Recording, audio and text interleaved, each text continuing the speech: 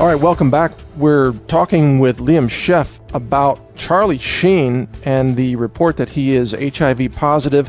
The National Enquirer claiming that he has been hiding his HIV positive status for 4 years, possibly infecting hundreds of other people with HIV.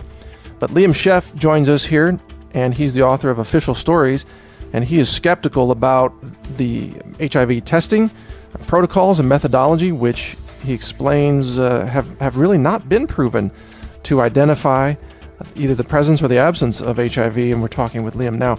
Liam, continuing, I remember a book from, I think it was Dr. Gary Null, called AIDS, A Second Opinion. And you remember that book? I do, and I've been on Gary's show many times talking about this. Okay, great.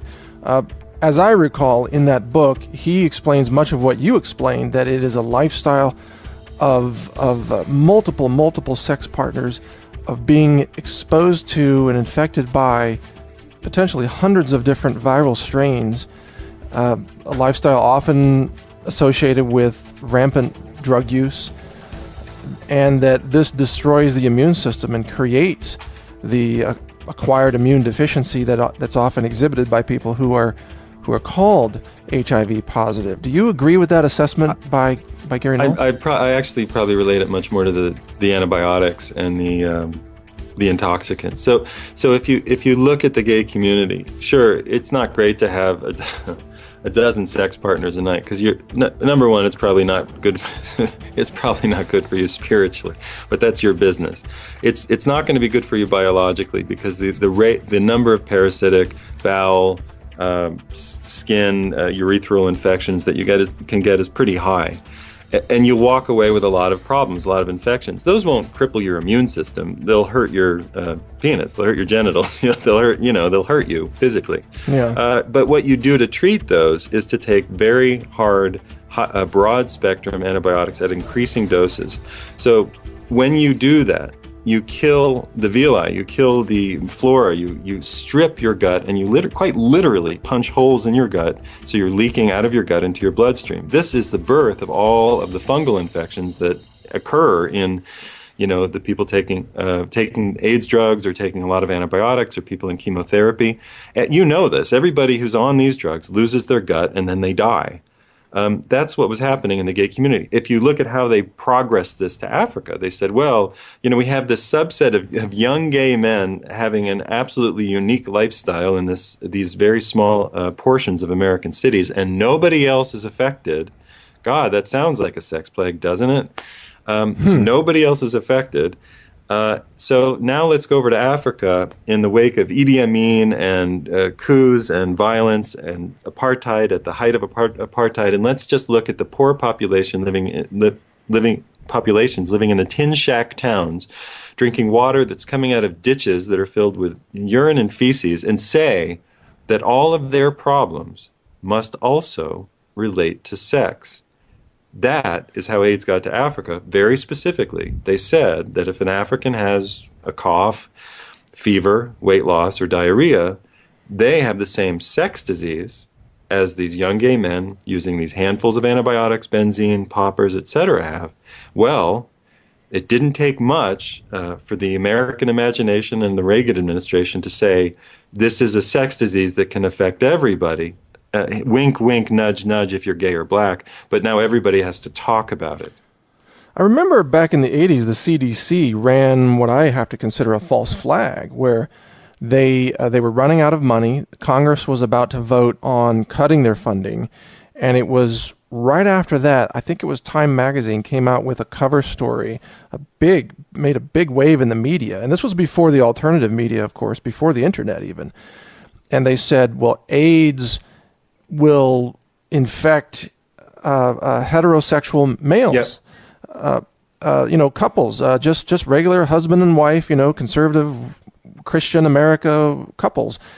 and they spread massive panic across the country. There was absolutely no substantiating evidence that this was the case, and yet they got massive increases in funding. Do you recall all that happening? I was 13 or 14. I remember talking because the AIDS was the new thing, and I got very anxious at 14 when they said there was a new sex disease. And I said, "What do you mean there's a new sex disease?" And I wasn't skeptical; I was anxious. I said, "What do you mean there's a new sex disease?" And they said, "Well, don't worry, it mostly affects Africans and gay men." And I thought, I don't really understand. I don't understand. If it's a sex disease, it's going to, somebody's going to have sex with somebody and it's going to jump the population. And then it's an equal opportunity offender. Not so with the myth of the sexual AIDS, which a number of people covered for years. So if you go, I want to hit AZT in a second, but I'll just say this. If you go to the mainstream and try to figure out how this is a sex disease, I wrote an article years ago called "There Will Be No Heterosexual AIDS Epidemic," experts admit. And I just went down the literature. If you go down the medical literature and all the people having sex with prostitutes, and all the people having sex with people who are supposedly HIV positive, and on all the people doing this over years, you either get one of two numbers for the sexual transmission rate for HIV. Ready? It's either 0 or like 0.0008% of a chance. So they'll tell you as a straight, adult male, you would have to have sex somewhere like between 5,000 and 8,000 times with an HIV positive woman to become HIV positive, according to the mainstream. Really? Yeah. Because that's not the narrative we're told. We're told that, if you're a trucker and you visit the prostitutes that frequent the truck stops, you're definitely going to have AIDS. I mean, that's the kind of story we're told. Well, okay. But again, the mainstream, and they have their famous Padian study, which they freaked out about because it was featured in House of Numbers. And Nancy Padian took 175 couples, 175. So 175 people in those couples were positive, and 175 were negative, and she tested them for 6 years. And after 6 years of sexual contact, at the beginning of the study, I think 75% of them didn't use condoms, and they browbeat them into using condoms. So by the end, I think 25% didn't use condoms, and some 20-something% had anal sex at various points in the study. And by the end of the study, the number of people who went in as negative, I'll ask you, how many people of those negative people became positive? Well, according to the narrative, you would think all of them, but I imagine that's not what you're going to tell me here. No, their number was 0. Wow. 0 people. Now, to be fair to the crazies in the AIDS group, she browbeat more of them into using condoms, but not all of them. And again, they were couples before they went in, and so on and so forth. The study is also very tricky because it claims in another part of the study that some people became HIV positive by having sex, but that's because they said they did. In other words, they came into the study and they said, "How did you become HIV positive?" And they said, "Well, we had sex." And they wrote that down as a fact. But during what they call the actual the observational part of the study, they just let people have sex, and nobody became HIV positive. But the problem again with that is that we're assuming there's an HIV thing there. And well, that was my question. How is this even? Where did this data come from? Because the tests don't work. You're saying the tests don't work. The tests don't work. So the tests only ping for people with excess antibody in their blood. So you could be pregnant, you could just be somebody with a lot of allergies, which is everybody now, right? You could be over-vaccinated, which is everybody now. You could be sprayed by chemtrails, which is everybody now. In other words, in the past, you wouldn't have what they call hypergammaglobulinemia. I can't even say it. Hypergammaglobulinemia. Gamma-globulin. Right. If you have this excess of antibodies, you're going to ping one of these antibody tests. That's why they had to dilute the test so much so that they didn't get everybody being HIV positive. Uh-huh.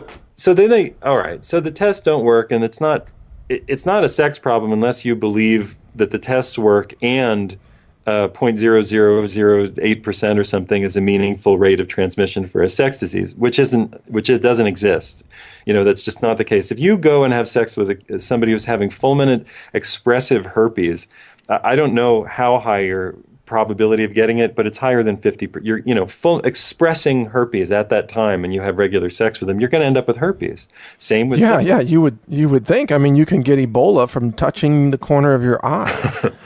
It doesn't take much. If something is expressing, if somebody has pink eye, if somebody's expressing a kind of bleeding or leaking herpes virus and you rub it into an orifice, you're going to have something going on. But they're saying that not only does this thing never show up on the genitals, but you only know you have it because you go to somebody who tells you that you have it. Now, the big joke is there's no idea about how the thing that they say they don't, the thing that they don't test for that they say is real causes the disease that we just explained by virtue of environmental, pharmaceutical, and petrochemical exposure, that they say that HIV causes AIDS, and then they'll say they don't know how it does it, and then they say, send more money, we're still doing the research. Because the mainstream understanding of this is that HIV is caused by a single virus that has a unique shape, a unique protein structure, let's say. Like we've all seen pictures of the Ebola virus. It has a unique shape. And they think that your blood is put under, let's say, an electron microscope, and somebody looks through there and searches through your blood, and they find that HIV virus, that it has a unique shape, a unique structure. And yep, there it is. They can see it on a scope, and then you're HIV positive. I mean, that's the understanding. And that's never happened in the history of AIDS science, and it never will. That's over. They gave up on looking for viral particles a long time ago because, there's nothing there. They have a model, and they make nice CGI, renderings of it with that sort of spiky porcupine thing going on. That's never been seen anywhere.